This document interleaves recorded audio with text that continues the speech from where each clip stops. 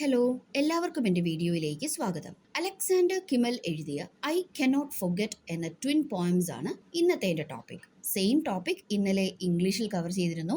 എല്ലാ റിലേറ്റഡ് വീഡിയോസിനെയും പ്ലേലിസ്റ്റുകളാക്കുന്നുണ്ട്. അതിൻ്റെയൊക്കെ ലിങ്ക്സ് ഡിസ്ക്രിപ്ഷനിൽ കൊടുത്തിട്ടുണ്ട്.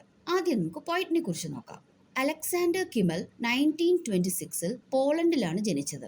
റഷ്യ പോളണ്ടിൽ ഓക്കുപ്പൈ ചെയ്തപ്പോൾ അദ്ദേഹത്തിന്റെ ഫാമിലി റൊഹാറ്റനിലേക്ക് മൂവ് ചെയ്തു.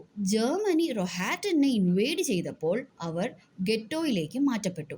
ശേഷം 1942 നാസി ജർമ്മനി ഫൈനൽ ലിക്വിഡേഷൻ അഥവാ ഫൈനൽ സൊല്യൂഷൻ എന്ന ഡിസിഷൻ എടുത്തു. What to do with Jews എന്ന ജൂയിഷ് പ്രോബ്ലത്തിനുള്ള സൊല്യൂഷൻ ആയിരുന്നു അത്, മാസ് മർഡർ. അത് നടക്കുന്നതിന് ഒരു മാസം മുമ്പ് Kimel, his father and his sister, പിന്നെ കൂടെ വേറെ ചില ജ്യൂസ് ആ ഗെറ്റോയിൽ നിന്നും അടുത്തുള്ള കാട്ടിലേക്ക് രക്ഷപ്പെട്ടതിനാൽ നാസിയുടെ കൂട്ടക്കൊല സർവൈവ് ചെയ്തു. സെക്കൻഡ് വേൾഡ് വാറിന് ശേഷം ഡെൻമാർക്കിലേക്കും പിന്നീട് പോളണ്ടിലേക്കും അവിടെ നിന്ന് ഇസ്രായേലിലേക്കും മൂവ് ചെയ്തതിനു ശേഷം ഒടുവിൽ US-ൽ സെറ്റിലായി. കിമൽ തന്റെ എക്സ്പീരിയൻസസും മറ്റും ഷെയർ ചെയ്യാൻ ഫ്രീ ടു ആക്സസ് ബ്ലോഗ് തുടങ്ങി. അതിലെ അൺഡേറ്റഡ് ആയ ഐ കനോട്ട് ഫൊർഗെറ്റ് എന്ന ട്വിൻ പോയംസ് ആ പഴയകാല ഇമോഷണൽ എക്സ്പീരിയൻസിനെ കുറിച്ചും ഓവർകം ചെയ്യുന്നതിനെ കുറിച്ചും ഉള്ളതാണ്. ഇതിലെ ആദ്യത്തെ പോയത്തിന്റെ title the action in the ghetto of Rohatyn March 1942 എന്നാണ്. അത് റൊഹാറ്റനിലെ ഗെറ്റോയിൽ നടന്ന മാസ് മർഡറിനോടുള്ള ഇമോഷണൽ റെസ്പോൺസ് ആണ്. ഇനി രണ്ടാമത്തെ poem the creed of a Holocaust survivor, ഓപ്റ്റിമിസത്തിലൂടെ അന്നുണ്ടായ ട്രോമയെ സർവൈവ് ചെയ്യുന്നത്. രണ്ട് പോയമും ഫ്രീ വേഴ്സിലാണ് എഴുതിയിട്ടുള്ളത്. അവയ്ക്കുള്ളിലെ ഇമോഷൻസിനെ സ്ട്രെസ് ചെയ്യാൻ റിപ്പീറ്റഡ് ലൈൻസ് അഥവാ റെഫ്രെയിൻസ് രണ്ടിലും യൂസ് ചെയ്തിട്ടുണ്ട്. ആദ്യത്തെ പോയത്തിലെ ഡോമിനന്റ് ഇമോഷൻ ആംഗർ ആണെങ്കിൽ രണ്ടാമത്തേതിൽ ഹോപ്പ് ആണ്. ജീവിതങ്ങളെ മുന്നോട്ട് നയിക്കുന്ന ഹോപ്പ് കൈയടക്കുമ്പോഴാണല്ലോ സർവൈവൽ പൂർത്തിയാകുന്നത്. ആദ്യത്തെ പോയത്തിലേക്ക് കടക്കാം. ഇതിലെ ആദ്യത്തെ വരി do I want to remember ഒരു റെഫ്രെയിൻ ആണ്. എല്ലാ സ്റ്റാൻസയിലെയും ആദ്യത്തെ വരി ഇതാണ്. ആദ്യത്തെ സ്റ്റാൻസയിലെ അവസാനത്തെ വരി മറ്റൊരു റെഫ്രെയിൻ ആണ്. No I don't want to remember but how can I forget.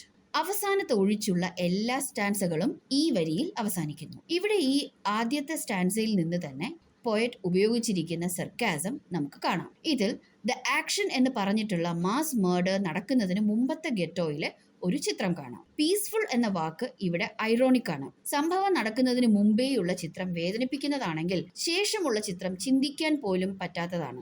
ഈ സ്റ്റാൻസയിൽ ആ ഗെറ്റോയിൽ വിശന്നും ഭയത്തോടെയും കഴിഞ്ഞിരുന്ന ആൾക്കാരെ നമുക്ക് കാണാം. ഓർത്തെടുക്കാൻ ഒരിക്കലും ആഗ്രഹിക്കാത്ത കുറെ കാഴ്ചകൾ. പക്ഷെ ആഴത്തിൽ മുറിവേൽപ്പിച്ച അവയെ മറക്കാനും ആകുന്നില്ല.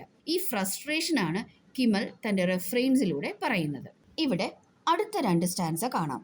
രണ്ടും അന്നത്തെ ആക്ഷൻ അഥവാ മാസ് മർഡർ എക്സ്പ്ലെയിൻ ചെയ്യുന്നു. ഹാർട്ട് ബ്രേക്കിംഗ് ആയ ഇമേജറീസ്, ജീവന് വേണ്ടി കെഞ്ചുന്നവർ, ഭയത്തോടെ ഒളിക്കുന്നവർ, മരിച്ചു വീണവരുടെ രക്തം ചിന്തിയ ഗെറ്റോ. ഗസ്തപ്പോ അന്ന് നടത്തിയതിന്റെ ഹണ്ടിങ് ആയാണ് കിമൽ വിശേഷിപ്പിച്ചത്.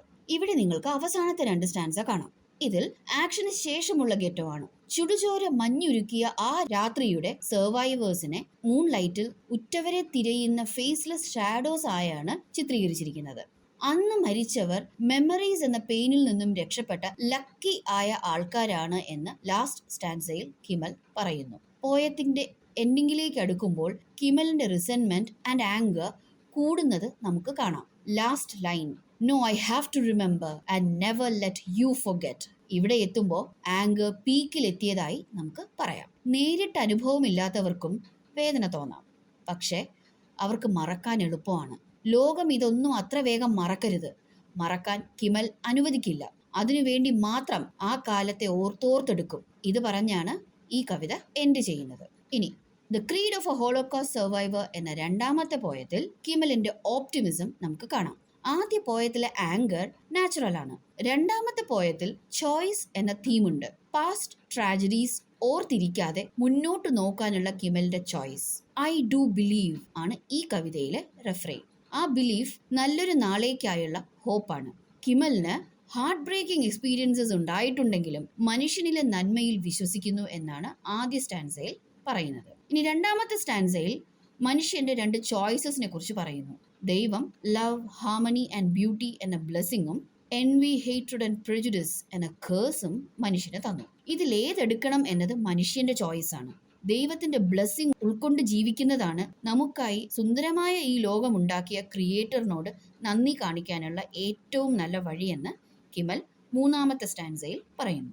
ഇനി ഇവിടെ കാണുന്ന നാലാമത്തെയും അഞ്ചാമത്തെയും സ്റ്റാൻസയിൽ ഈ ലോകത്തെ പലയിടങ്ങളിലും നടന്ന പെയിൻഫുൾ ആയ ഇൻസിഡൻസ് ലിസ്റ്റ് ചെയ്യുന്നുണ്ട്. ആ സംഭവങ്ങളിലെല്ലാം ദൈവത്തിന്റെ കേഴ്സ് ചൂസ് ചെയ്ത മനുഷ്യരെ നമുക്ക് കാണാം. റുവാൻഡയിൽ നടന്ന ജനസൈഡ്, ബോസ്നിയയിൽ നടന്ന എത്നിക് ക്ലെൻസിങ്, പോൾപോട്ടിന്റെ കംബോഡിയൻ പൊളിറ്റിക്സ് എല്ലാം ഇത്തരത്തിലെ പെയിൻഫുൾ മെമ്മറീസ് ആണ്. ഇനി ഇവിടെ കാണുന്ന ലാസ്റ്റ് 2 സ്റ്റാൻസയിൽ കിമലിന്റെ ഓപ്റ്റിമിസം കാണാം. പരസ്പരം സ്നേഹിച്ചും പ്രകൃതിയോടിണങ്ങിയും സന്തോഷത്തോടെ മനുഷ്യർ കഴിയുന്ന നല്ലൊരു നാളെ എന്ന ഹോപ്പ് തനിക്കുണ്ട് എന്ന് കിമൽ പറയുന്നു. Past and present of the world നമുക്കുള്ളിലെ ഹോപ്പിനെ നശിപ്പിക്കാൻ പറ്റുന്നതാണ്. എന്നാൽ ദൈവത്തിന്റെ ബ്ലെസ്സിങ് ഓർക്കുമ്പോൾ അങ്ങനൊരു ചോയ്സ് മനുഷ്യനുണ്ട് എന്നതിനാൽ ഇതിന്റെ എല്ലാം ഇടയിലും കിമലിന്റെ ഹോപ്പ് തിളങ്ങി നിൽക്കുന്നു.